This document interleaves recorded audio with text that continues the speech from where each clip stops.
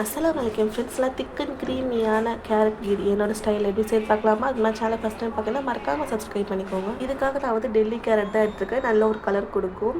ரெண்டு கேரட் மட்டும் எடுத்து தோல் எல்லாமே பீல் பண்ணி எடுத்துருக்கேன். கேரட் எல்லாத்தையும் நல்லா சின்ன சிறுக்கள் வச்சு நல்லா சீவி எடுத்துருக்கேன். கூட வந்து 10 பாதாம் 10 முந்திரி வந்து கொஞ்சமாக ஹாட் வாட்டர் சேர்த்து ஊற வச்சு எடுத்துக்கலாம். இப்போ பேனில் வந்து தாராளமாக நெய் சேர்த்துக்கிட்டு நம்ம செரிக்க வச்ச கேரட் இதுக்கிட்ட சேர்த்து கலர் சேஞ்ச் ஆகி வரணும். நல்லா பச்சை வாசலாம் போகணும். அது வரைக்கும் நல்லா வந்து ரோஸ்ட் பண்ணி எடுத்துக்கலாம்.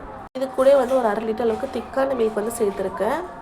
பால் சேர்த்து நல்லா கேரட் குக்காய் வரணும். அது வரைக்கும் நல்லா மிக்ஸ் பண்ணி எடுத்துக்கலாம். இப்போ நல்லா பாதாம் பூரி வந்ததுக்கப்புறமா தோல் எல்லாமே பீல் பண்ணி மிக்ஸி ஜாரில் சேர்த்து நல்லா பேஸ்ட்டாக அரைச்சி எடுத்துருக்கேன்.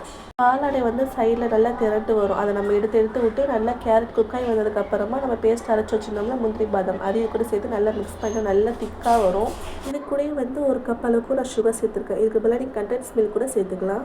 சுகர் எல்லாமே நல்லா கரைஞ்சதுக்கப்புறமா ஒரு பிஞ்ச் அளவுக்கு சால்ட் சேர்த்துக்கிறேன். கடைசி நட்ஸ் எல்லாம் சின்ன சின்ன சாப் பண்ணி நெய்யில் வறுத்து இதில் சேர்த்துக்கலாம். சாப்பிடும்போது நல்லா க்ரன்ச்சியாக இருக்கும். கேரட் வந்து தனியாக குக் பண்ணிட்டு நம்ம அரைச்சி பால் கூட சேர்க்கும்போது அந்தளவுக்கு ஃப்ளேவராக இருக்காது. இந்த மாதிரி கண்டிப்பாக நீங்கள் செஞ்சு பாருங்கள். ரொம்பவே பிடிக்கும். ரொம்ப திக்கன் க்ரீமியாகவே இருக்கும். குட்டீஸ் ரொம்ப விரும்பி சாப்பிடுவாங்க. கண்டிப்பாக ட்ரை பண்ணி பார்த்துட்டு அவுட்புட் எப்படி வந்துச்சுட்டு மறக்காமல் கமெண்ட் ஷேர் பண்ணிக்கோங்க. இந்த மாதிரி டேஸ்ட்டாக ஹெல்த்தியாக மிக்ஸஸ் பார்க்கணும் சேனல் மறக்காமல் சப்ஸ்கிரைப் பண்ணிக்கோங்க. பாய்.